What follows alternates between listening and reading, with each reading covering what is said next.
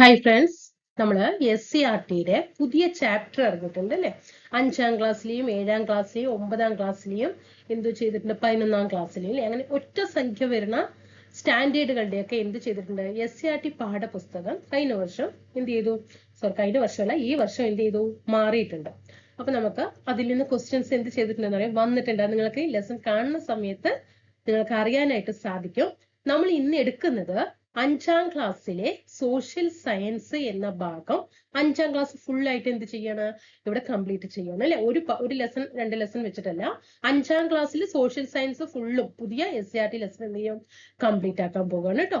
നമുക്ക് ക്ലാസ്സിലേക്ക് പോകാം. ഇനി ക്ലാസ്സുകൾ നിങ്ങൾക്ക് ഇഷ്ടപ്പെടുകയാണെങ്കിൽ നിങ്ങൾ എന്ത് ചെയ്യുക, ഒന്ന് സബ്സ്ക്രൈബ് ചെയ്തിട്ട് സപ്പോർട്ട് ചെയ്യുക കേട്ടോ. അതേപോലെ ക്ലാസ് എങ്ങനെയുണ്ട് എന്നുള്ളതിനെ കുറിച്ചിട്ട് നെഗറ്റീവ് ആണെങ്കിലും പോസിറ്റീവ് ആണെങ്കിലും താഴെ ഒന്ന് അഭിപ്രായം കൂടിയിട്ട് കൂട്ടുകാര് പറഞ്ഞിട്ട് പോവുക. നമ്മൾ പഠിച്ചേ തീരൂ കേട്ടോ. പഴയ SCERT ഒരിക്കലും ഒഴിവാക്കരുത്. പഴയ 5ാം ക്ലാസ്സും എന്ത് ചെയ്യണം, പഠിച്ചിട്ട് പോകണം. അതോടൊപ്പം തന്നെ പുതിയതും പഠിക്കുക. നിർബന്ധമായിട്ടും പഠിച്ചിരിക്കേണ്ട ചാപ്റ്റർ ആണ്. നമുക്ക് അതിൽ കൂടുതൽ പോയിന്റുകൾ എന്ത് ചെയ്യുന്നുണ്ട്, ഇതില് വരുന്നുണ്ട് കേട്ടോ. കാരണം യൂണിവേഴ്സിറ്റി എഡ്ജസ് ഒക്കെ കട്ട് ഓഫ് വന്നത് കണ്ടോ, പ്രതീക്ഷിക്കാത്തൊരു കട്ട് ഓഫ് ആയിരുന്നു അല്ലെ. അപ്പൊ നമുക്ക് മുന്നിലൊക്കെ നമ്മൾ എന്ത് ചെയ്യണം, നല്ല രീതിയിൽ മാർക്ക് സ്കോർ ചെയ്താൽ മാത്രമേ നമുക്കത് ക്ലിയർ ചെയ്യാനായിട്ട് പറ്റുള്ളൂ. നമുക്ക് ക്ലാസ്സിലേക്ക് പോകാം.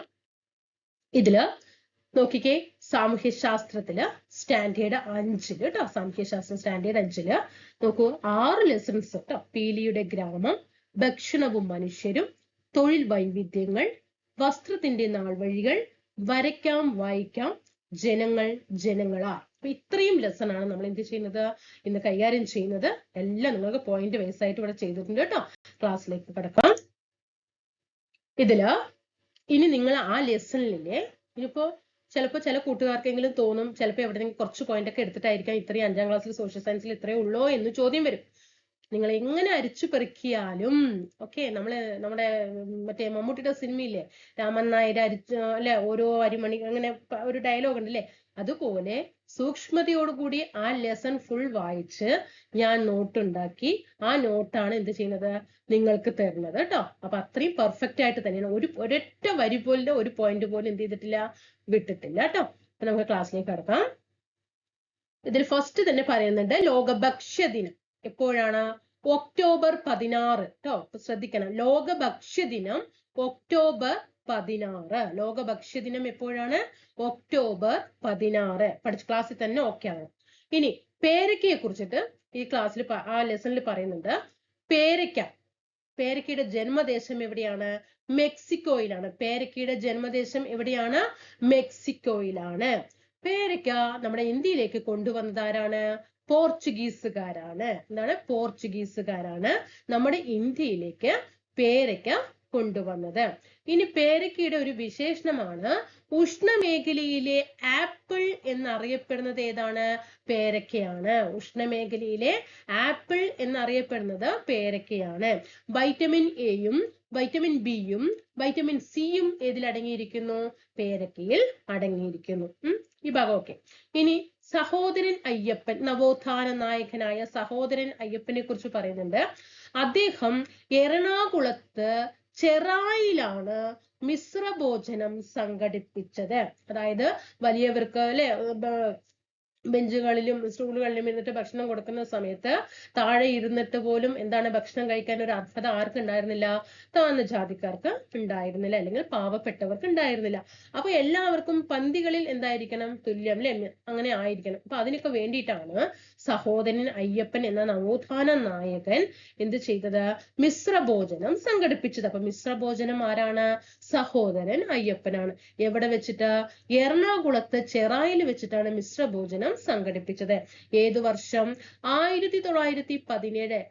മാസവും ഡേറ്റ് നോക്കണം, മെയ് മാസം 29. ചിലപ്പോൾ മിശ്രഭോജനം ഇതുവരെയൊക്കെ ചിലപ്പോൾ നിങ്ങൾ വർഷം മാത്രമായിരിക്കാം പഠിച്ചിരിക്കുക, മാസവും ഡേറ്റും ഏതിൽ പറയുന്നുണ്ട്, നമ്മുടെ SCERT പറയുന്നുണ്ട്.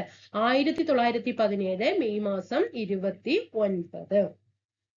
ഇനി നമ്മുടെ പശ്ചിമ ബംഗാളില് 1943 ഭക്ഷ്യക്ഷാമം അനുഭവപ്പെട്ടു. എങ്ങനെയാണ്, ഭക്ഷ്യക്ഷാമം, അതായത് ഭക്ഷണം തീരെ ഇല്ലാത്തൊരവസ്ഥ 43 കാലഘട്ടത്തില് ബംഗാളില് അനുഭവപ്പെട്ടിട്ടുണ്ടായിരുന്നു. അപ്പൊ ഏതാണ് വർഷം, 43. 2013 ദേശീയ ഭക്ഷ്യ സുരക്ഷാ ദിനമായിട്ട് സർക്കാർ ആചരിച്ചത്. 2013 ദേശീയ ഭക്ഷ്യ സുരക്ഷാ ദിനം. എന്താണ് ദേശീയ ഭക്ഷ്യ സുരക്ഷാ ദിനം? എപ്പോഴാണ്? 2013. 2023 കഴിഞ്ഞു, 23 കണ്ടോ? 2023 ഏത് വർഷമായിട്ടാണ് ഐക്യരാഷ്ട്ര സംഘടന ആചരിച്ചത്? ചെറുധാന്യ വർഷമായിട്ടാണ്. എങ്ങനെയാണ്? ചെറുധാന്യ വർഷമായിട്ടാണ് 2023. 2024 ഏത് വർഷമായിരുന്നു? ഒട്ടക വർഷം അല്ലെ? ഒട്ടക വർഷം. 2025 ഏതാണ്? ഗ്ലേസിയർ അല്ലെ? ഗ്ലേസിയർ വർഷമാണ്. ഓക്കെ, അപ്പൊ നമ്മളിങ്ങനെ യു എൻ എന്ത് ചെയ്യുന്നുണ്ട്? ഓരോ വർഷങ്ങളും ഓരോരോ കാര്യങ്ങളായിട്ട് ആചരിക്കാറുണ്ട്. അങ്ങനെ 2023 ഏത് വർഷമായിരുന്നു യു എൻ ആചരിച്ചത്? അന്താരാഷ്ട്ര ചെറുധാന്യ വർഷമായിട്ട്. 2024 ഒട്ടക വർഷം. 2025 ഗ്ലേസിയർ. ഓക്കെ, ഇനി എന്തൊക്കെയാണ് ഈ ചെറുധാന്യങ്ങൾ ഉൾപ്പെടുന്നത്? ദസ്യാട്ടിൽ പറയുന്നുണ്ട് കേട്ടോ. ചെറുധാന്യങ്ങളിൽ വരുന്നതാണ് ജോവർ, റാഗി, തിന, വരക് കേട്ടോ. വരക് അതും വരുന്നുണ്ട്. ജോവർ, ഇത് ദസ്യാട്ടിയുടെ പോയിന്റ് ആണ് കേട്ടോ. ജോവർ, റാഗി, തിന, വരക് ഇതൊക്കെയാണ് ചെറുധാന്യങ്ങൾ എന്ന് പറയുന്നത്. എന്താണ് ഈ ചെറുധാന്യങ്ങൾ പറഞ്ഞാൽ അത് എങ്ങനെയുള്ളതായിരിക്കും? അതായത് ഈ പുല്ലുവർഗ്ഗം ഉണ്ടല്ലോ, പുല്ലുവർഗത്തിൽപ്പെടുന്ന ധാന്യവിളകളാണ് ചെറുധാന്യങ്ങൾ. ഓക്കെ, നല്ല കോൾഡ് ഉണ്ട് കേട്ടോ, എനിക്ക് സൗണ്ട് അടച്ചിട്ടുണ്ട്, ക്ലിയർ അല്ല, ക്ഷമിക്കണം. പുല്ലുവർഗത്തിൽപ്പെടുന്ന ധാന്യവിളകളാണ് ഏത്? പുല്ലുവർഗത്തിലാണ് കേട്ടോ. പുല്ലുവർഗത്തിൽപ്പെടുന്ന ധാന്യവിളകളാണ് ഏതെന്ന് പറയുന്നത്? ചെറുധാന്യങ്ങൾ എന്ന് പറയുന്നത് കേട്ടോ. അങ്ങനെ ചെറുധാന്യങ്ങൾക്ക് ഉദാഹരണം ചോദിച്ചാൽ ജോവറും റാഗിയും തിനയും വരകും. അപ്പൊ ഇത്രയും ഭാഗം ഓക്കെ ആയോ? ഈ ഭാഗങ്ങള് ലോക ഭക്ഷ്യദിനം എന്നാണ്. ലോക ഭക്ഷ്യദിനം ഒക്ടോബർ 16. പേരയ്ക്ക അല്ലെ? പേരയ്ക്കയെ കുറിച്ച് നമ്മൾ എന്തൊക്കെ പഠിച്ചു? പേരയ്ക്കയുടെ ജന്മദേശം മെക്സിക്കോയാണ്. പേരയ്ക്ക ഇന്ത്യയിലേക്ക് കൊണ്ടുവന്നത് പോർച്ചുഗീസുകാരാണ്. ഉഷ്ണമേഖലയിലെ ആപ്പിൾ എന്നറിയപ്പെടുന്നത് പേരയ്ക്കയാണ്. വൈറ്റമിൻ എയും ബിയും സിയും ഒക്കെ അടങ്ങിയിട്ടുണ്ട്. സഹോദരൻ അയ്യപ്പൻ 1917 മെയ് മാസം 29 ആണ് എന്ത് ചെയ്തത്? മിശ്രഭോജനം സംഘടിപ്പിച്ചത്. എവിടെ വെച്ചിട്ട്? എറണാകുളത്തെ ചെറായിൽ. 1943 ബംഗാളില് ഭക്ഷ്യക്ഷാമം അനുഭവപ്പെട്ടത്. 2013 ദേശീയ ഭക്ഷ്യ സുരക്ഷാ ദിനം. ദേശീയ ഭക്ഷ്യ സുരക്ഷാ ദിനമാണ് 2013. 2023 UN അല്ലെ? യുണൈറ്റഡ് നേഷൻസ് അല്ലെ? ഐക്യരാഷ്ട്ര സംഘടന ചെറുധാന്യ വർഷമായിട്ട്, അന്താരാഷ്ട്ര ചെറുധാന്യ വർഷമായിട്ട് ആചരിച്ചു. ചെറുധാന്യങ്ങൾക്ക് ഉദാഹരണമാണ് ജോവറും റാഗിയും തിനയും വരകും. ഇനി അതില് പഠിപ്പ് തീർന്നാൽ എന്ന കവിത ആരുടേതാണ്? NV കൃഷ്ണവാര്യരുടേതാണ്. പഠിപ്പ് തീർന്നാൽ എന്ന കവിത ആരുടേതാണ്? NV കൃഷ്ണവാര്യരുടേതാണ്. 2022-23 റിപ്പോർട്ട് പ്രകാരം കൃഷിയും അനുബന്ധ പ്രവർത്തനങ്ങളിലും ഏർപ്പെട്ടിരിക്കുന്നവരുടെ ശതമാനം എത്രയാണ്? 46.5%. 2022-2023 റിപ്പോർട്ട് പ്രകാരം കൃഷിയും അനുബന്ധ പ്രവർത്തനങ്ങളിലും ഏർപ്പെട്ടിരിക്കുന്നവര് എത്ര പേരാണ്? 46.5%. ഇനി സ്വയം തൊഴിൽ പദ്ധതികൾ ഏതൊക്കെയാണ്? സ്വയം തൊഴിൽ പദ്ധതികള് നവജീവൻ പദ്ധതി, കൈവല്യ പദ്ധതി, ശരണ്യ. നവജീവൻ പദ്ധതി എന്ന് പറയുന്നത് ഒരു സ്വയം തൊഴിലാണ് അല്ലെ? മുതിർന്ന പൗരന്മാർക്ക്. അത് ആർക്കാണ്? മുതിർന്ന പൗരന്മാർക്ക് സ്വയം തൊഴിൽ ചെയ്യാൻ വേണ്ടിയിട്ടുള്ള ഒരു പദ്ധതിയാണ് ഏത്? നവജീവൻ പദ്ധതി എന്ന് പറയുന്നത്. ഇനി അതേപോലെ തന്നെ ഒരു സ്വയം തൊഴിൽ പദ്ധതിയാണ് കൈവല്യ. കൈവല്യം വന്നിട്ട് ആർക്കാണ്? ഭിന്നശേഷിക്കാർക്കാണ്. ആർക്കാണ്? ഭിന്നശേഷിക്കാർക്കാണ്. കൈവല്യം ആർക്കാണ്? ഭിന്നശേഷിക്കാർക്കാണ്. ഇനി ശരണ്യ എന്താണ്? ഒരു സ്വയം തൊഴിൽ പദ്ധതിയാണ്. അത് ആർക്ക് വേണ്ടിയിട്ടാണ്? വനിതകൾക്ക് വേണ്ടിയിട്ടാണ്. അപ്പൊ സ്വയം തൊഴിൽ പദ്ധതികൾ 3 നമ്മുടെ 5ാം ക്ലാസ്സിലെ പുതിയ SCERT-ൽ കിടക്കുന്നുണ്ട്. നവജീവൻ പദ്ധതി മുതിർന്ന പൗരന്മാർക്കും, കൈവല്യ പദ്ധതി ഭിന്നശേഷിക്കാർക്കും, ശരണ്യ പദ്ധതി വനിതകൾക്കും. ഇനി ചണം നമുക്കറിയാം, ലോകത്തെ ഏറ്റവും കൂടുതൽ ചണം ഉൽപ്പാദിപ്പിക്കുന്ന രാജ്യം നമ്മുടെ ഇന്ത്യയാണ് അല്ലെ? പശ്ചിമ ബംഗാളിലൊക്കെയാണ് കൂടുതൽ കാണപ്പെടുന്നത്. ഈ ചണം കൂടുതൽ കാണപ്പെടുന്ന തീരം ഏതാണ്? ഗംഗാ തീരത്താണ് കേട്ടോ. ഗംഗാ തീരത്താണ്. ഇനി കൈത്തറി കേന്ദ്രങ്ങൾ നമ്മുടെ കേരളത്തിൽ എവിടെയൊക്കെയാണ് കൈത്തറി കേന്ദ്രങ്ങൾ ഉള്ളത്? കണ്ണൂരും തിരുവനന്തപുരത്തെ ബാലരാമപുരത്തും തൃശ്ശൂരിലെ കൂത്താമ്പുള്ളിയിലുമാണ് കൈത്തറി കേന്ദ്രങ്ങൾ അല്ലെ? കൈത്തറി കേന്ദ്രങ്ങൾ നമ്മൾ പ്രീവിയസ് ക്വസ്റ്റ്യൻ പേപ്പർ ഒക്കെ പഠിക്കാറുണ്ട്. കൈത്തറി ഇനങ്ങളാണ് അല്ലെ? തനിമ, കൃതിക എന്നൊക്കെ പറഞ്ഞിട്ട് പഠിക്കാറുണ്ട്. അപ്പൊ കൈത്തറി കേന്ദ്രങ്ങൾ എവിടെയൊക്കെയാണുള്ളത്? കണ്ണൂർ ജില്ലയിൽ ഒരു കൈത്തറി കേന്ദ്രമുണ്ട്.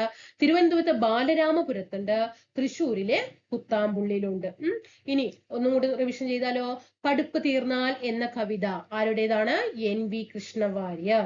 2022-23 റിപ്പോർട്ട് പ്രകാരം കൃഷിയും അനുബന്ധ പ്രവർത്തനങ്ങളും ഏർപ്പെട്ടിരിക്കുന്നവരുടെ ശതമാനം എത്രയിലാണ്? 46.5%. ഇനി സ്വയം തൊഴിൽ പദ്ധതികളാണ് നവജീവൻ പദ്ധതി, കൈവല്യ പദ്ധതി, ശരണ്യ. നവജീവൻ പദ്ധതി മുതിർന്ന പൗരന്മാർക്കും, കൈവല്യ ഭിന്നശേഷിക്കാർക്കും, ശരണ്യ ആർക്കാണ്? വനിതകൾക്കും വേണ്ടിയിട്ടാണ്. ഇനി ചണം ഏറ്റവും കൂടുതൽ ഏത് തീരത്താണ്? ഗംഗാ തീരത്താണ്. കൈത്തറി കേന്ദ്രങ്ങൾ ഏതൊക്കെ? കണ്ണൂര്, തിരുവനന്തപുരത്തെ ബാലരാമപുരം, തൃശ്ശൂരിലെ ഇനി നമുക്ക് സ്പിന്നിങ് ജെന്നി കണ്ടുപിടിച്ചത് ആരാണ്? ആരാണ് സ്പിന്നിങ് ജെന്നി? കേട്ടോ, സ്പിന്നിങ് ജെന്നി കണ്ടുപിടിച്ചത് ആരാണ്? ജെയിംസ്, അതായത് വസ്ത്രങ്ങളൊക്കെ സ്റ്റിച്ച് ചെയ്യാൻ വേണ്ടിയിട്ടുണ്ട് കേട്ടോ. സ്പിന്നിങ് ജെന്നി കണ്ടുപിടിച്ചത് ജെയിംസ് ഹർഗ്രീവ്സ്. ജെയിംസ് ഹർഗ്രീവ്സ് ആണ്. ജെയിംസ് ഹർഗ്രീവ്സ്. യന്ത്രത്തറി കണ്ടുപിടിച്ചത് ആരാണ്? യന്ത്രത്തറി എഡ്മണ്ട് കാർട്ട്റൈറ്റ് കേട്ടോ. എഡ്മണ്ട് കാർട്ട്റൈറ്റ്. എഡ്മണ്ട് കാർട്ട്റൈറ്റ് കേട്ടോ.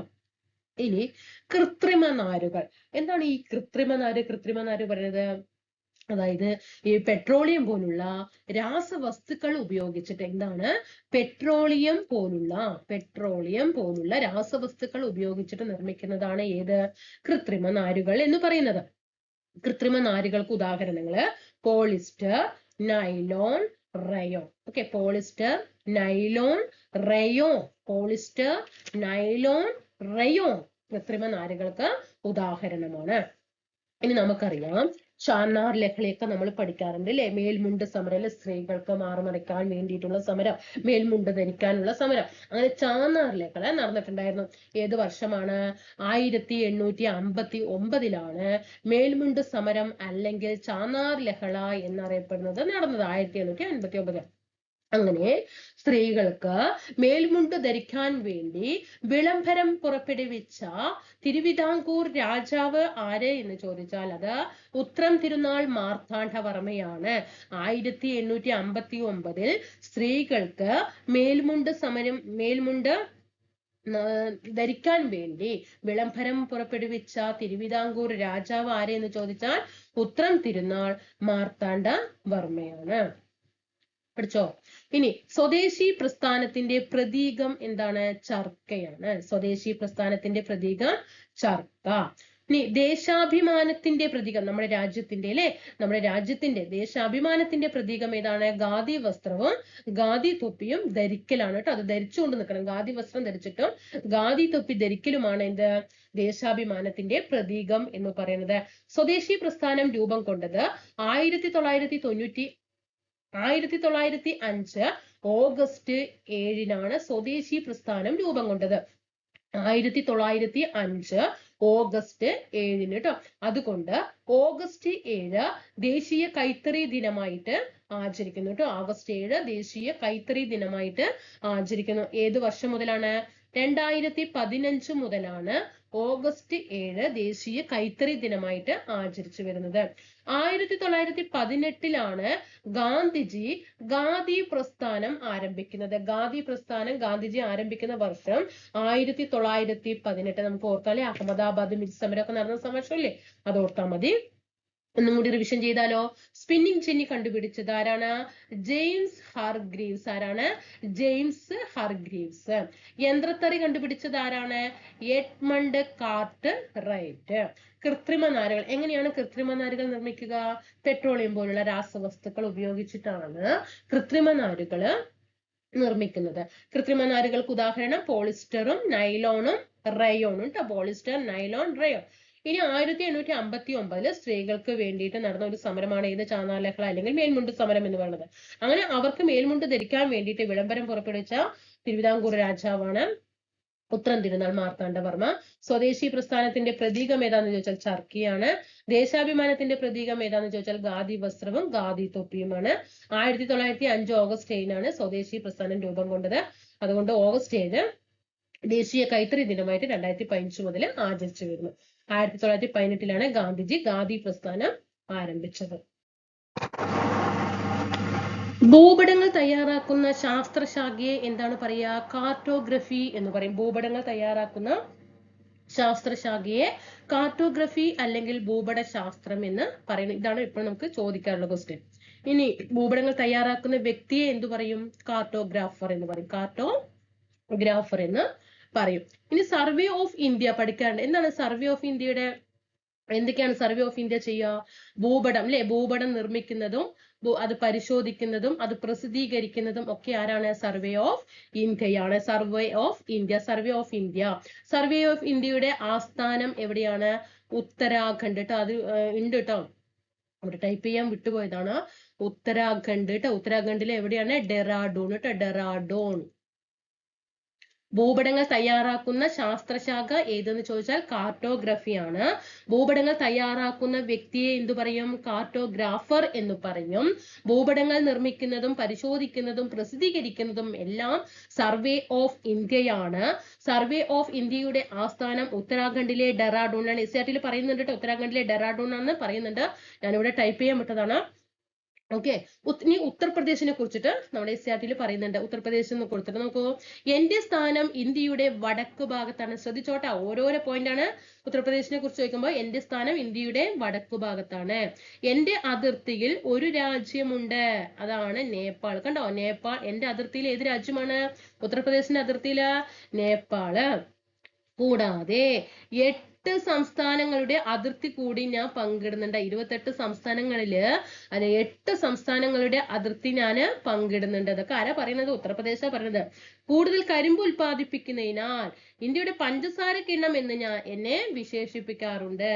എന്റെ നാട്ടിലെ നൃത്തകലയാണ് കഥക്. നമുക്കറിയാലേ ഉത്തർപ്രദേശിലെ കഥക്.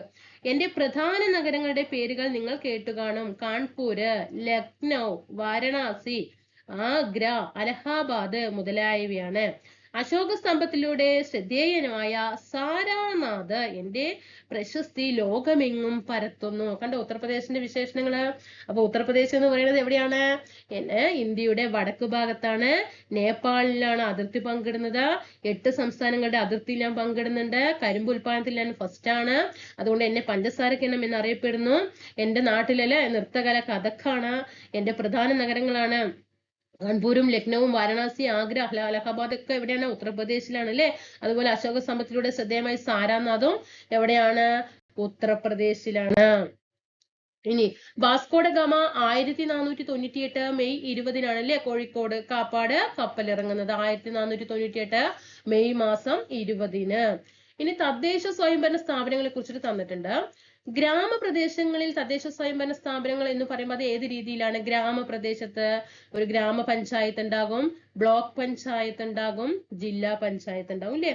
ഗ്രാമപഞ്ചായത്ത്, ബ്ലോക്ക് പഞ്ചായത്ത്, ജില്ലാ പഞ്ചായത്ത് എന്നാണ് ഗ്രാമപ്രദേശങ്ങളിലുള്ള തദ്ദേശ സ്വയംഭരണ സ്ഥാപനങ്ങൾ എന്ന് പറയുന്നത്. ഇനി നഗരപ്രദേശങ്ങളിൽ തദ്ദേശ സ്വയംഭരണ സ്ഥാപനങ്ങൾ എങ്ങനെയാണ്? മുനിസിപ്പാലിറ്റികളും കോർപ്പറേഷനുകളുമാണ്. നഗരപ്രദേശങ്ങളിൽ മുനിസിപ്പാലിറ്റികളും കോർപ്പറേഷനുകളുമാണ്. ഇനി എബ്രഹാം ലിങ്കന്റെ കോട്ടിംഗ് നോക്കാം.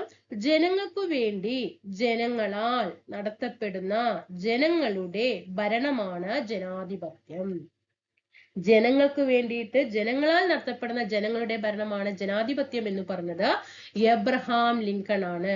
ഇനി ജനാധിപത്യത്തെ കുറിച്ചിട്ടുള്ള എന്റെ സങ്കല്പം അതിന് കീഴിൽ ഏറ്റവും ദുർബലനും ശക്തനും തുല്യമായ അവസരം അല്ലെ. ദുർബലനും ശക്തനും തുല്യമായ അവസരം ഉണ്ടായിരിക്കണം. ഇത് ആരുടെ കോട്ടിംഗ് ആണ്? ഗാന്ധിജിയുടെ വാക്കുകളാണ്. ശ്രദ്ധിക്കുക. ഇനി കേന്ദ്ര തെരഞ്ഞെടുപ്പ് കമ്മീഷനെ കുറിച്ചിട്ട് അതിലൊരു ടേബിൾ തന്നിട്ടുണ്ട്. ഞാൻ ടൈപ്പ് ചെയ്തതൊക്കെ എന്താണെന്നറിയോ? നമ്മൾ ഈ പാരഗ്രാഫിന്റെ ഇടയിൽ കിടക്കില്ലേ, അതൊക്കെയാണ് ടൈപ്പ് ചെയ്ത് തന്നിരിക്കുന്നത്. പിന്നെ ഈ ബോക്സുകൾ എന്ത് ചെയ്തു? നേരിട്ട് ഇങ്ങോട്ട് ഇട്ടു കേട്ടോ. കേന്ദ്ര തെരഞ്ഞെടുപ്പ് കമ്മീഷനെ കുറിച്ചിട്ട് പറയുന്നുണ്ട്.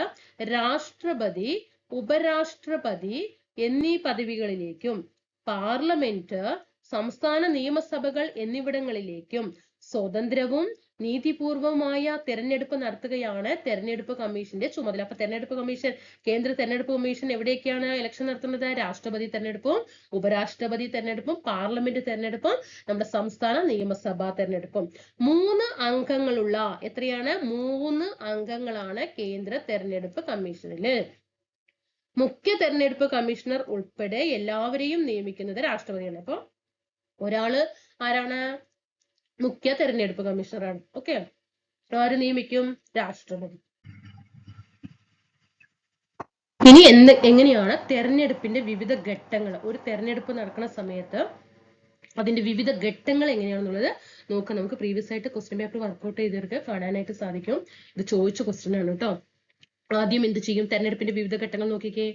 ആദ്യം തെരഞ്ഞെടുപ്പ് ഉദ്യോഗസ്ഥരെ നിയമിക്കും, എന്നിട്ട് തെരഞ്ഞെടുപ്പ് വിജ്ഞാപനം പുറപ്പെടുവിക്കും, നാമനിർദ്ദേശ പത്രിക സമർപ്പിക്കും, പിന്നെ ആ പത്രികനെ എന്ത് ചെയ്യും? സൂക്ഷ്മമായിട്ട് പരിശോധിക്കും, എന്നിട്ട് നാമനിർദ്ദേശ പത്രിക പിൻവലിക്കുന്നവർക്ക് പിൻവലിക്കാം. ഇനി തെരഞ്ഞെടുപ്പ് പ്രചരണം നടത്താം, എന്നിട്ട് പിന്നെ വോട്ടെടുപ്പ് നടന്നു, പിന്നെ വോട്ടെണ്ണലും ഫലപ്രഖ്യാപനവും. അപ്പൊ ഈ സ്റ്റെപ്പ് എന്ത് ചെയ്യുക? നന്നായിട്ട് നോക്കി വെക്കുക കേട്ടോ. ഇനി എന്തിനു വേണ്ടിയിട്ടാണ് തെരഞ്ഞെടുപ്പ് നടത്തുന്നത്? തെരഞ്ഞെടുപ്പിന്റെ ധർമ്മങ്ങൾ നോക്കൂ, എന്തൊക്കെയാണ് അല്ലെ? അതായത് ഗവൺമെന്റ് രൂപീകരിക്കാൻ തെരഞ്ഞെടുക്കണം അല്ലെ? നമ്മളൊരു തെരഞ്ഞെടുത്തിട്ട് പ്രതിനിധിയെ അയച്ചാൽ മാത്രമാണ് ഒരു ഗവൺമെന്റ് രൂപീകരിക്കാനായിട്ട് പറ്റുള്ളൂ. എല്ലാവർക്കും പ്രാതിനിധ്യം നൽകുന്നു, ഭരണകർത്താക്കളെ വളർത്തിയെടുക്കുന്നു, ജനാധിപത്യം ശക്തിപ്പെടുത്തുന്നു, വോട്ടർമാരെ ബോധവൽക്കരിക്കുന്നു. ഇതൊക്കെ എന്താണ്? ഒരു തെരഞ്ഞെടുപ്പിന്റെ ധർമ്മങ്ങളാണ്. തെരഞ്ഞെടുപ്പിന്റെ ധർമ്മങ്ങള് ഇങ്ങനത്തെ ഒരു പോയിന്റ് ഒക്കെ വരുമ്പോൾ നമുക്കൊരു കൺഫ്യൂഷൻ വരും കേട്ടോ. വോട്ടർമാരെ ബോധവൽക്കരിക്കുക എന്നൊക്കെ പറയുമ്പോൾ അതൊക്കെ തെരഞ്ഞെടുപ്പിന്റെ ധർമ്മമാണോ എന്നൊക്കെ നോക്കും. തെരഞ്ഞെടുപ്പിന്റെ ധർമ്മം എന്താണ്? വോട്ടർമാരെ ബോധവൽക്കരിക്കല്, ജനാധിപത്യം ശക്തിപ്പെടുത്തല്, ഭരണകർത്താക്കളെ വളർത്തിയെടുക്കുന്നു, എല്ലാവർക്കും പ്രാതിനിധ്യം നൽകുന്നു, ഗവൺമെന്റുകള് രൂപീകരിക്കുന്നു. ഇതൊക്കെ എന്താണ്? തെരഞ്ഞെടുപ്പിന്റെ ധർമ്മങ്ങളാണ്. പഠിച്ചോ? ഇനി സാർവത്രിക പ്രായപൂർത്തി വോട്ടവകാശത്തെ കുറിച്ച് പറയുന്നുണ്ട്. യാതൊരു വിവേചനങ്ങളും ഇല്ലാതെ നിശ്ചിത പ്രായം പൂർത്തിയായ എല്ലാവർക്കും തെരഞ്ഞെടുപ്പിൽ വോട്ട് ചെയ്യാനുള്ള അവകാശത്തെയാണ് സാർവത്രിക പ്രായപൂർത്തി വോട്ടവകാശം എന്ന് പറയുന്നത്. 1989, ശ്രദ്ധിക്കണം, 1989 വരെ ഇന്ത്യയിൽ വോട്ടവകാശത്തിനുള്ള പ്രായം എത്രയായിരുന്നു? 89 വരെ 21 ആയിരുന്നു. 89 വരെ. അതിനുശേഷം എത്രയാണ്? ഇപ്പൊ 18 വയസ്സിൽ 1989 ചോദ്യം വന്ന ശ്രദ്ധിക്കണം, 89 കേട്ടോ. 1989 വരെ എത്രയാണ്? 21ാമത്തെ വയസ്സിലാണ് വോട്ട് ചെയ്യാൻ പറ്റുള്ളൂ. പക്ഷെ 89 ശേഷം 18 വയസ്സാക്കി. ഇനി ഒരു ജനാധിപത്യം എന്ന് പറയുമ്പോൾ ഈ ജനാധിപത്യത്തിന്റെ സവിശേഷതകൾ എന്തൊക്കെയാണ്? ഈ ജനാധിപത്യം എവിടെ നിന്നാണ് ഉദയം കൊണ്ടത്? എവിടെ നിന്നാണ് രൂപം കൊണ്ടത്? ഈ ജനാധിപത്യം നമ്മൾ പഠിക്കാറുണ്ട്. ജനാധിപത്യം എവിടെ നിന്നാണ്? ഗ്രീസിൽ നിന്നാണ് അല്ലെ? ഗ്രീസിലെ എവിടെ നിന്ന്? ഏതൻസിൽ നിന്ന്. ഗ്രീസിലെ ഏതൻസിൽ നിന്നാണ് എന്ത് ചെയ്യുന്നത്? ഈ ജനാധിപത്യം എന്ന പദം രൂപം കൊണ്ടിരിക്കുന്നത് കേട്ടോ. അതായത് ഈ ജനാധിപത്യം പറയുമ്പോ പണ്ട് കാലത്ത് കേട്ടോ, പ്രാചീന ജനാധിപത്യം കേട്ടോ. പ്രാചീന കാലത്തെ ജനാധിപത്യമാണ് ഏത്?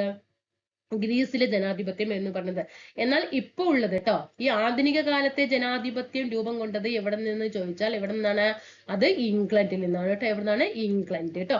അപ്പൊ ശ്രദ്ധിക്കണം, ആദ്യകാലത്തെ ജനാധിപത്യം രൂപം കൊണ്ടത് ഗ്രീസിലെ ഏതൻസിലുമാണ്. എന്നാൽ ആധുനിക ജനാധിപത്യം രൂപം കൊണ്ടത് എവിടത്താണ്? ഇംഗ്ലണ്ടിൽ നിന്നാണ് കേട്ടോ. ഇംഗ്ലണ്ട്. ഈ ജനാധിപത്യം എന്ന പദം ആരാണ് കൊണ്ടുവന്നത്? ഹെറാഡോട്ടസ് ആണ് കേട്ടോ. ആരാണ്? ഹെറാഡോട്ടസ് എസ്ആർടിയിലുണ്ട് കേട്ടോ. ഇതൊക്കെ എസ്ആർടിയിലുണ്ട്. പദം ആരാണ്? ഹെറാഡോട്ടസ് ആണ്. ആരാണ്? ഹെറാഡോട്ടസ്. അപ്പൊ ജനാധിപത്യത്തെ കുറിച്ച് എന്ത് പഠിച്ചു? പ്രാചീന ജനാധിപത്യം രൂപം കൊണ്ടത് ഗ്രീസിലെ ഏതൻസിൽ നിന്നും, ആധുനിക ജനാധിപത്യം രൂപം കൊണ്ടത് ഇംഗ്ലണ്ടിൽ നിന്നുമാണ്. ജനാധിപത്യം എന്ന പദം കൊണ്ടുവന്നത് ഹെറാഡോട്ടസ് ആണ്. നല്ല കോൾഡ് ആണ്, പനിയൊന്നും അങ്ങനെ വിട്ടിട്ടില്ല. അതുകൊണ്ട് എനിക്ക് ക്ലാസ് എടുക്കുമ്പോൾ കുറച്ച് എനിക്ക് തന്നെ സ്വയം ഡിസ്റ്റർബ് ആയിട്ട് തോന്നുന്നു. നിങ്ങൾ ക്ഷമിക്കുക കേട്ടോ. എനിക്ക് നന്നായിട്ട് ക്ലാസ് എടുത്തരണം എന്നൊക്കെ ഉണ്ട്, പക്ഷെ നമുക്ക് പരമാവധി ഞാൻ ചെയ്യുന്നുണ്ട്. ജനാധിപത്യത്തിന്റെ സവിശേഷതകൾ നോക്കൂ. ജനാധിപത്യ സംവിധാനത്തിൽ ആർക്കാണ് പരമമായ അധികാരം? ജനങ്ങൾക്ക് അല്ലെ? ജനങ്ങളുടെ ആധിപത്യമാണ്. അപ്പൊ ജനാധിപത്യ സംവിധാനത്തിൽ ജനങ്ങൾക്കാണ് പരമമായ അധികാരം. പിന്നെയോ സ്വതന്ത്രവും നീതിപൂർവവുമായ തെരഞ്ഞെടുപ്പ് അല്ലെ? സ്വതന്ത്രവും നീതിപൂർവമായ തെരഞ്ഞെടുപ്പ് ഗവൺമെന്റിനെ വിമർശനങ്ങളിലൂടെ മെച്ചപ്പെടുത്താൻ സഹായിക്കുന്ന ഒരു പ്രതിപക്ഷം അല്ലെ? എപ്പോഴും ഒരു ഭരണത്തില് പ്രതിപക്ഷം ഉണ്ടായിരിക്കും, എങ്കിലും ഇവരുടെ തെറ്റുകൾ ചൂണ്ടിക്കാട്ടാനായിട്ട് പറ്റുള്ളൂ അല്ലെ? നിയമത്തിന് മുന്നിൽ എല്ലാവർക്കും തുല്യത ഉറപ്പുവരുത്തുന്ന നിയമവാഴ്ച, ജനങ്ങളെയും ഭരണകൂടത്തെയും തമ്മിൽ ബന്ധിപ്പിക്കാൻ സഹായിക്കുന്ന സ്വതന്ത്ര വാർത്താ മാധ്യമങ്ങൾ, സ്വതന്ത്രവും നിഷ്പക്ഷവുമായ നീതിന്യായ വ്യവസ്ഥ, എല്ലാവർക്കും തുല്യമായ നീതിന്യായം അല്ലെ? അപ്പൊ ഇതൊക്കെയാണ് ജനാധിപത്യത്തിന്റെ സവിശേഷതകൾ വരുന്നത്. ഒന്നുകൂടി നിങ്ങൾ എന്ത് ചെയ്യുക? മനസ്സിരുത്തിയിട്ട് ഒന്ന് വായിക്കാം. ഇനി ജനാധിപത്യത്തെ തന്നെ 2 തരത്തിൽ തിരിക്കുന്നുണ്ട്. ഒന്ന് പരോക്ഷ ജനാധിപത്യവും രണ്ട് പ്രത്യക്ഷ ജനാധിപത്യവും. പരോക്ഷ ജനാധിപത്യം അല്ലെങ്കിൽ എന്താണ് പ്രാതിനിധ്യ ജനാധിപത്യം, പ്രത്യക്ഷ ജനാധിപത്യം അല്ലെങ്കിൽ പങ്കാളിത്ത ജനാധിപത്യം. അപ്പൊ എന്താണ് ഈ പരോക്ഷ ജനാധിപത്യം എന്ന് പറയുന്നത്? ശ്രദ്ധിക്കണം കേട്ടോ, നല്ല രീതിയിൽ ശ്രദ്ധിക്കണം. ജനങ്ങൾ തെരഞ്ഞെടുക്കുന്ന പ്രതിനിധികൾ ജനങ്ങൾക്ക് വേണ്ടി ഭരണം നടത്തുന്ന ജനാധിപത്യ രീതിയാണ് പരോക്ഷ ജനാധിപത്യം അല്ലെങ്കിൽ പ്രാതിനിധ്യ ജനാധിപത്യം എന്ന് പറയുന്നത്. അതായത് നമ്മൾ എന്ത് ചെയ്യും? പ്രതിനിധികളെ തെരഞ്ഞെടുത്ത് ഭരണം നടത്താൻ വേണ്ടി അയക്കും അല്ലെ? നമ്മളാണല്ലോ തെരഞ്ഞെടുത്തിട്ട് എന്നിട്ട് അവർ ഗവൺമെന്റ് രൂപീകരിക്കുകയാണല്ലോ, നമ്മളാണല്ലോ തെരഞ്ഞെടുക്കുന്നത്. അങ്ങനെ ചെയ്യുന്നതാണ് എന്ത്? പരോക്ഷ ജനാധിപത്യം എന്ന് പറയുന്നത്. ജനങ്ങൾ തെരഞ്ഞെടുക്കുന്ന പ്രതിനിധികൾ ജനങ്ങൾക്ക് വേണ്ടി ഭരണം നടത്തുന്ന ജനാധിപത്യ രീതിയാണ് പരോക്ഷ ജനാധിപത്യം അല്ലെങ്കിൽ പ്രാതിനിധ്യ ജനാധിപത്യം. ഇന്ത്യയെ പോലെ ജനസംഖ്യയും ഭൂവിസ്തൃതിയും കൂടിയ രാജ്യങ്ങളിൽ പ്രാതിനിധ്യ ജനാധിപത്യമാണ്, അതായത് പരോക്ഷ ജനാധിപത്യമാണ് പ്രായോഗികമായിട്ടുള്ളത്. അപ്പോൾ വലിയ പ്രദേശങ്ങളിൽ ആണെങ്കിൽ, ഇവിടെ രണ്ടെണ്ണം വ്യത്യാസം എന്താ ചോദിച്ചാൽ, വലിയ പ്രദേശങ്ങളിൽ ആണെങ്കിൽ ഏതാണ്? പരോക്ഷ ജനാധിപത്യവും. ചെറിയ പ്രദേശങ്ങളിൽ ആണെങ്കിൽ അവിടെ ഏതാണ്? പ്രത്യക്ഷ ജനാധിപത്യവുമാണ് യൂസ് ചെയ്യുന്നത്. മനസ്സിലാക്കാം കേട്ടോ. ഇനി എന്താണ് ഇവിടെ പ്രത്യക്ഷം നോക്കൂ, അല്ലെങ്കിൽ പങ്കാളിത്ത ജനാധിപത്യം. ചിലപ്പോൾ പ്രത്യക്ഷവും പരോക്ഷവും വിട്ടിട്ട് പ്രാതിനിധ്യ പങ്കാളിത്തം എന്ത് ചെയ്യും? പ്രാതിനിധ്യ ജനാധിപത്യം എന്തെങ്കിലും, പങ്കാളിത്ത ജനാധിപത്യം എന്തെങ്കിലും. കാരണം നമുക്ക് കൺഫ്യൂഷൻ ആകാൻ പാടില്ല കേട്ടോ. ഇത് വാക്കുകളൊന്ന് എന്തെങ്കിലും ആക്കിയിട്ട് ഒന്ന് കോഡിട്ട് വെക്കുക കേട്ടോ, എന്തെങ്കിലും ഒരു കണക്ഷൻ കൊടുക്കുക കേട്ടോ. പങ്കാളിത്ത എന്നുള്ളത് ജനങ്ങൾ നേരിട്ട് ഭരണകാര്യങ്ങളിൽ പങ്കാളികളാവുന്ന ഭരണവ്യവസ്ഥയാണ് പ്രത്യക്ഷം അല്ലെ? പ്രത്യക്ഷം കണ്ടോ, നേരിട്ടാണ് അല്ലെ? ജനങ്ങൾ നേരിട്ട് ഭരണകാര്യങ്ങളിൽ പങ്കാളികളാവുന്ന ഭരണവ്യവസ്ഥയാണ് ഇത് പ്രത്യക്ഷ ജനാധിപത്യം അല്ലെങ്കിൽ പങ്കാളിത്ത ജനാധിപത്യം എന്ന് പറയുന്നത്. താരതമ്യേന ജനസംഖ്യയും ഭൂവിസ്തൃതിയും കുറഞ്ഞ പ്രദേശങ്ങളിലാണ് പ്രത്യക്ഷ ജനാധിപത്യം. അപ്പൊ ഇവിടെ കണക്ട് ചെയ്യുമ്പോൾ എങ്ങനെ ചെയ്യാം? ഒന്ന് പ്രത്യക്ഷം, ഇവിടെ പരോക്ഷം അല്ലെ? ഇവിടെ എന്താണ്? പ്രത്യക്ഷത്തിൽ എങ്ങനെയാണ്? പ്രത്യക്ഷത്തിലെ ചെറിയ പ്രദേശങ്ങളിൽ അല്ലെ? ചെറിയ പ്രദേശങ്ങളിൽ. ഇവിടെയോ വലിയ പ്രദേശങ്ങളിൽ. ഇവിടെ പ്രത്യക്ഷത്തിൽ എന്ത് ചെയ്യും? ജനങ്ങള് നേരിട്ട് അല്ലെ? ജനങ്ങൾ നേരിട്ട് ഭരണം നടത്തും അല്ലെ? ഇനി ഇവിടെയോ ജനങ്ങള് തിരഞ്ഞെടുക്കുന്ന പ്രതിനിധികൾ അല്ലെ? ജനങ്ങൾ തിരഞ്ഞെടുക്കുന്ന പ്രതിനിധികള് ജനങ്ങൾക്ക് വേണ്ടി ഭരണം നടത്തുന്ന ജനാധിപത്യ രീതിയാണ് പരോക്ഷ ജനാധിപത്യം. അപ്പൊ ഇവിടെ നമുക്ക് ഇത് കിട്ടും. പക്ഷെ നമ്മൾ പങ്കാളിത്തവും അതുപോലെ പ്രാതിനിധ്യവും അതിന്റെ രണ്ടും കൂടെ കണക്ട് നോക്കി വെക്കണം കേട്ടോ. ഇനി കേരള നിയമസഭ. കേരള സംസ്ഥാനത്തിന്റെ നിയമനിർമ്മാണ സഭയാണ് കേരള നിയമസഭ. തിരുവനന്തപുരമാണ് നിയമസഭയുടെ ആസ്ഥാനം. 1800 ഓരോരോ പോയിന്റ് ശ്രദ്ധിച്ചോ. 1888 തിരുവിതാംകൂർ ലെജിസ്ലേറ്റീവ് കൗൺസിലും 1904 ശ്രീമൂലം പ്രജാസഭ. പിന്നെയോ 1949 തിരുക്കൊച്ചി സംയോജനം, തിരുക്കൊച്ചി നിയമനിർമ്മാണ സഭ അല്ലെ? ഇത് മൂന്നും ഇതൊക്കെ 1888 തിരുവിതാംകൂർ ലെജിസ്ലേറ്റീവ് കൗൺസിലും 1904 സ്ഥാപിതമായ ശ്രീമൂലം പ്രജാസഭയും 1949 തിരുക്കൊച്ചി നിയമനിർമ്മാണ സഭയും ഇതൊക്കെ ഏതിന്റെ വഴികാട്ടിയാണ്? നമ്മുടെ കേരള നിയമസഭയുടെ വഴികാട്ടികളാണ്. അപ്പൊ ഇതിലൊക്കെ ഓരോരോ ലെജിസ്ലേറ്റീവ് കഴിഞ്ഞിട്ടാണ് എവിടെ എത്തുന്നത്? നമ്മുടെ കേരള നിയമസഭ എത്തുന്നത്. കേരള നിയമസഭയുടെ ആദ്യത്തെ സമ്മേളനം 57 ഏപ്രിൽ 27. പ്രീവിയസ് ക്വസ്റ്റ്യൻ ആണ്. എല്ലാ വർഷവും ഏപ്രിൽ 27 നിയമസഭാ ദിനമായിട്ട് ആചരിക്കുന്നു. ഇനി എന്താണ് ഗ്രാമസഭകള്? ഒരു പ്രദേശത്തിന്റെ ഭരണ വികസന പ്രക്രിയയിൽ എല്ലാ ജനങ്ങൾക്കും പങ്കാളികളാകാനും തീരുമാനങ്ങൾ എടുക്കാനും അവസരം ലഭിക്കുന്ന വേദിയാണ് ഗ്രാമസഭ. ഒരു ഗ്രാമപഞ്ചായത്തിലെ ഓരോ വാർഡിലെയും വോട്ടർ പട്ടികയിൽ പേര് ചേർക്കപ്പെട്ട മുഴുവൻ ജനങ്ങളും, ഇവിടെ ശ്രദ്ധിക്കണട്ടുണ്ടോ, വോട്ടർ പട്ടികയിൽ പേര് ചേർക്കപ്പെട്ട, അങ്ങനത്തെ പോയിന്റുകളൊക്കെയാണ് നമ്മൾ ഇട്ട് കുഴപ്പിക്കുന്നത്. വോട്ടർ പട്ടികയിൽ പേര് ചേർക്കപ്പെട്ട മുഴുവൻ ജനങ്ങളും ഗ്രാമസഭയിൽ അംഗങ്ങളാണ്. കണ്ടോ, വോട്ടർ പട്ടികയിൽ പേര് ചേർക്കപ്പെട്ട മുഴുവൻ ജനങ്ങളും ഗ്രാമസഭയിൽ അംഗങ്ങളാണ്. നഗരങ്ങളിൽ ഇവ വാർഡ് സഭകൾ എന്നറിയപ്പെടുന്നു. അപ്പൊ ഗ്രാമങ്ങളിലാകുമ്പോൾ ഗ്രാമസഭകള്, നഗരങ്ങളിൽ എന്താ അറിയപ്പെടുക? വാർഡ്. ചിലപ്പോൾ നഗരസഭ എന്ന് തരും, വേഗം ഓടും നമ്മൾ. ഗ്രാമങ്ങളിൽ ഗ്രാമസഭയിൽ, അപ്പൊ നഗരങ്ങളിൽ നഗരസഭ എന്നായിരിക്കും. മറ്റേ അല്ല, വാർഡ് സഭയാണ് കേട്ടോ. നഗരങ്ങളിൽ വാർഡ് സഭ എന്ന് അറിയപ്പെടുന്നു. ഇനി ഇത് നിങ്ങൾക്ക് ചെയ്യാനുള്ളതാണ് കേട്ടോ, അത് നിങ്ങൾ നോക്കി ചെയ്യണം. ഇവിടെ കേരളത്തിന്റെ മാപ്പ് തന്നിട്ടുണ്ട്. ഇത് നോക്കിയിട്ട് കാരണം അതിൽ വർക്ക്ഷീറ്റ് തന്നിട്ടുണ്ട്. കാരണം നമുക്കറിയാലോ വർക്ക്ഷീറ്റ് എന്നൊക്കെ നമുക്ക് വരാറുണ്ട്. ഇവിടെ സംസ്ഥാനം നമുക്ക് ജില്ലകൾ തന്നിട്ടുണ്ട്. ഞാൻ മാപ്പും കൂടി ഇവിടെ ആഡ് ചെയ്തിട്ടുണ്ട്. കേരളത്തിന്റെ തെക്കേ അറ്റത്തുള്ള ജില്ല ഏതാണ്? കേരളത്തിന്റെ ഇവിടെയൊക്കെ നോക്കാം. വടക്കേ അറ്റത്തുള്ള ജില്ല ഈ മാപ്പ് നോക്കിയിട്ട് ചെയ്യാം. 2 സംസ്ഥാനങ്ങളുമായി അതിർത്തി പങ്കിടുന്ന ജില്ല ഏതാണ്? ഭാരതപ്പുഴ ഒഴുകുന്ന ദിശ കിഴക്ക് നിന്നും എവിടോട്ടാണ്? കാസർഗോഡ് നിന്ന് തിരുവനന്തപുരമുള്ള റെയിൽപാതയുടെ ദിശ വടക്ക് നിന്ന് എങ്ങോട്ടാണ്? കേരളത്തിന്റെ അയൽ സംസ്ഥാനങ്ങൾ ഏതൊക്കെയാണെന്നുള്ളത് എന്ത് ചെയ്യാ? നിങ്ങളത് ഈ മാപ്പ് നോക്കിയിട്ട് താഴെ കമന്റ് ചെയ്യാം കേട്ടോ. ദയവ് ചെയ്തിട്ട് ഞാൻ ഇത്ര എഫേർട്ട് എടുത്തിട്ടല്ലേ നിങ്ങൾക്ക് ക്ലാസ് ഇട്ട് തരുന്നത്. അപ്പൊ നിങ്ങൾ താഴെ എന്ത് ചെയ്യാ? ഇതിനുള്ള ആൻസറുകൾ ചെയ്തിട്ട് താഴെ കമന്റ് ചെയ്യാം കേട്ടോ. അതേപോലെ തന്നെ ഇവിടെ ഇന്ത്യയുടെ മാപ്പ് തന്നിട്ടുണ്ട്. ഇന്ത്യയുടെ കിഴക്കു ഭാഗത്തുള്ള കടൽ ഏതാണ്? പടിഞ്ഞാറ് ഭാഗം അതൊക്കെ തന്നിട്ടുണ്ട് ഇവിടെ. ഇന്ത്യയുടെ തലസ്ഥാനം ഏതാണ്? ഇന്ത്യയുടെ ഏറ്റവും വടക്കു ഭാഗത്തുള്ള കേന്ദ്രഭരണ പ്രദേശം എന്താണ്? അവിടെയൊക്കെ കണ്ടില്ലേ? ലഡാക്കൊക്കെ കണ്ടില്ലേ? അതൊക്കെ ക്ലിക്ക് ചെയ്യുക കേട്ടോ. അതൊക്കെ ചെയ്തിട്ട് താഴെ ആൻസർ ഇടുക കേട്ടോ. കേരളത്തിന്റെ ഫസ്റ്റ് ഒരു ഘട്ടം ഇടുക, എന്നിട്ട് ഇന്ത്യയുടെ താഴെ ഇടുക കേട്ടോ. ഇനി അരുണാചൽ പ്രദേശ് ഇന്ത്യയുടെ ഏതു ഭാഗത്താണ്? എവിടെയാണ് അരുണാചൽ പ്രദേശ് ഒക്കെ കണ്ടില്ലേ? ഇവിടെ കിഴക്കു ഭാഗത്തൊക്കെ കണ്ടില്ലേ? അതൊക്കെ നോക്കണം കേട്ടോ. മാപ്പ് നോക്കിയിട്ട് ചെയ്യാം. ഇന്ത്യയുടെ തെക്കു ഭാഗത്തുള്ള ഒരു അയൽ രാജ്യം ഏതാണ്? തെക്കേ അറ്റത്തുള്ള കേന്ദ്രഭരണ പ്രദേശം ഏതാണ്? ഇന്ത്യയുടെ അയൽ രാജ്യങ്ങൾ പാകിസ്ഥാൻ. അങ്ങനെ എന്ത് ചെയ്യാം? ഇതിൽ നോക്കിയിട്ട് മാപ്പിൽ നോക്കിയിട്ട് താഴെ കമന്റ് ചെയ്യണം കേട്ടോ. ഇനി അതേപോലെ തന്നെ ഇവിടെ ഭൂഖണ്ഡങ്ങൾ തന്നിട്ടുണ്ട്. ഇതാണ് കളർ തന്നിട്ടുണ്ട് ഇവിടെ. ഈ കളറിൽ ഇവിടെ ഭൂഖണ്ഡങ്ങൾ തന്നിട്ടുണ്ട്. അറ്റ്ലാന്റിക് സമുദ്രത്തിന്റെ പടിഞ്ഞാറ് ഭാഗത്ത് കാണുന്ന ഭൂഖണ്ഡം ഏതാണ്? ഇന്ത്യൻ സമുദ്രത്തിന്റെ കിഴക്ക് ഭാഗത്ത് കാണുന്ന ഭൂഖണ്ഡം ഏതാണ്? ഏറ്റവും വിസ്തൃതി കൂടിയ ഭൂഖണ്ഡം ഏതാണ്?